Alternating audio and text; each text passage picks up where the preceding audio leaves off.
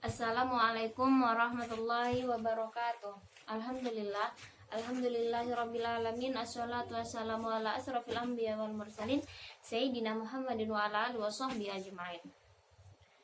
Pada kesempatan ini saya akan membuat video untuk memenuhi tugas mata kuliah fikih muqarraran, yaitu membuat tata cara wudhu menurut dua mazhab.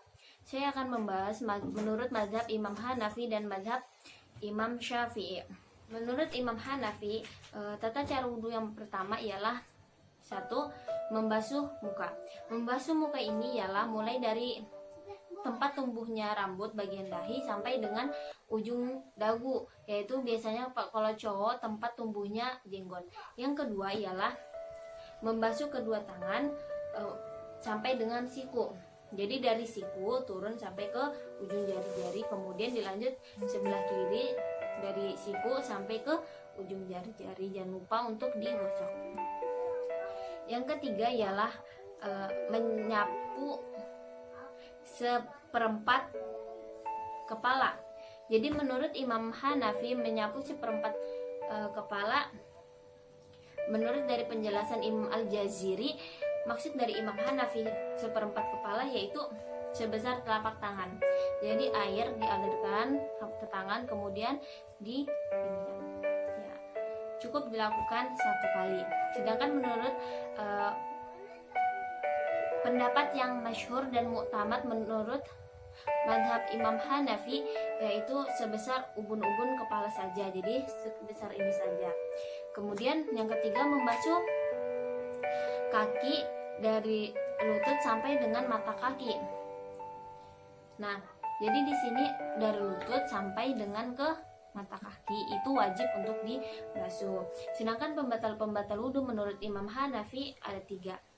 Yang pertama, keluar sesuatu dari dubur maupun kubul, baik itu merupakan air kencing, istinja, buang angin, air madi, air wadi, ataupun air mani, atau sesuatu yang di luar dari kebiasaan seperti ulat, batu kerikil, ataupun darah. Yang kedua, hal yang membatalkan wudhu ialah bersetubuh. Menurut Imam Hanafi, bersetubuh ialah salah satu yang membatalkan wudhu. Sedangkan untuk menyentuh perempuan atau sebaliknya tidak membatalkan wudhu, kecuali menyentuh perempuan itu dengan keadaan bersyahwat atau menyentuhnya akan menimbulkan syahwat. Yang ketiga, hal yang membatalkan wudhu ialah tidur dalam kondisi tidur yang tidak merapatkan sebagian pantat ke tempat lantai, sehingga besar kemungkinan untuk buang angin dalam keadaan yang tidak sadarkan diri. Misalnya contoh dalam tidur dalam keadaan miring. Mazhab Hanafi. Ya, yang pertama muka 1 kali. Ya. Kemudian tangan dari siku sampai ke ujung jari-jari. Diutamakan sebelah kanan, kemudian sebelah kiri sampai jari-jari. Kemudian diusap bagian kepala, seperempat bagian kepala. Ya, pintar. Selanjutnya kaki, dari lutut sampai ke ujung kaki, mata kaki. Kemudian kiri. Oke. Yang kedua, saya akan membahas tata cara wudhu serta hal-hal yang membatalkan wudhu menurut mazhab Imam Syafi'i. Tata cara wudhu menurut Imam Syafi'i yang pertama ialah niat. Yang kedua, membasuh muka. Membasuh muka menurut Imam Syafi'i sama seperti Imam Hanafi. Tapi bedanya, menurut Imam Syafi'i letak niat adalah ketika air menyentuh muka. Ketika air menyentuh muka, maka masuk niat di situ, di dalam hati. Karena letak niat ialah dalam hati, sedangkan yang kita ucapkan seperti nawaitu itu adalah lafaz menurut Imam Syafi'i. Yang ketiga ialah membasuh 2 tangan hingga jari-jari. Membasuh 2 tangan hingga siku sama seperti Imam Hanafi. Kemudian tata cara yang keempat yaitu menyapu sebagian kepala. Jadi menurut Imam Syafi'i, satu rambut saja yang terkena air untuk wudhu itu sah. Jadi menyapunya cukup seperti ini, itu termasuk sah. Dan perlu digarisbawahi, menurut Imam Syafi'i bagian yang wajib kena air ialah masih bagian kepala. Jadi ketika memiliki rambut panjang hingga keluar dari kepala, itu tidak wajib untuk tidak sah ketika wudhu kenakan yang misalnya rambut bagian sini kenakan bagian sini. Jadi harus wajib bagian dalam kepala ini. Kemudian yang kelima ialah membasuh kaki hingga mata kaki. Jadi mulai dari pergelangan kaki sampai dengan mata kaki, itu hal yang diwajibkan Imam Syafi'i untuk kena air. Kemudian yang keenam ialah tertib.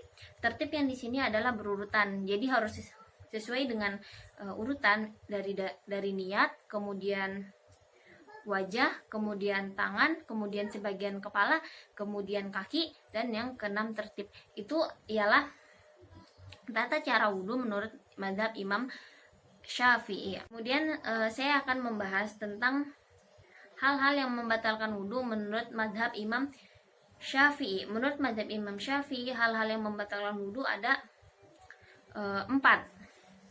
Yang pertama ialah keluar sesuatu dari dubur maupun kubul, baik dalam keadaan sakit maupun sehat. Semua yang keluar, baik banyak ataupun sedikit, dari 2 lubang itu membatalkan wudhu. Jadi sama seperti mazhab Imam Hanafi, baik itu air kencing, istinja, buang angin, air madhi, maupun air mani serta darah, atau apapun yang keluar dari 2 lubang itu, semuanya membatalkan wudhu. Yang kedua, membatalkan wudhu menurut mazhab Imam Syafi'i yaitu bersentuhan laki-laki dan perempuan yang bukan mahram. Tapi kalau menyentuh rambut atau kuku, menurut mazhab Imam Syafi'i itu tidak membatalkan wudhu. Mungkin karena tidak menimbulkan syahwat. Kemudian yang ketiga, tidur dalam keadaan yang tidak stabil. Maksudnya dalam keadaan tidak stabil sama seperti mazhab Imam Hanafi, dalam kondisi miring sehingga area bagian pantat itu terbuka sehingga memudahkan untuk buang angin tanpa kita sadari ketika tidur. Yang membatalkan wudhu yang keempat ialah menyentuh kemaluan. Jadi segala bentuk kemaluan anak Adam, baik itu penis, atau dubur maupun farji perempuan, baik punya sendiri ataupun orang lain, baik milik orang besar ataupun masih kecil, baik masih hidup ataupun mati, hal ini dapat membatalkan wudhu. Begitu menurut mazhab Imam Syafi'i. Jadi menurut Imam Syafi'i, hal yang membatalkan wudhu ada 4. Baik, sekian yang dapat saya sampaikan. Kurang lebihnya mohon dimaafkan. Wabillahi taufiq wal hidayah. Wassalamualaikum warahmatullahi wabarakatuh. Contoh wudhu menurut mazhab Imam Syafi'i. Yang pertama, niat. Letak niat adalah ketika air mengenai wajah, ya, sampai 3 kali diutamakan. Kemudian tangan sebelah kanan 3 kali diutamakan, dari siku sampai dengan ujung jari. Kemudian kiri 3 kali diulang 2, ya. Kemudian kepala. Menurut mazhab Imam Syafi'i, membasuh kepala cukup 1 helai rambut saja sah. Kemudian kaki, ya, mulai pergelangan kaki sampai dengan mata kaki dibasuh sebanyak 3 kali. 1 kali juga sah, tapi lebih baik sebanyak 3 kali. Oke.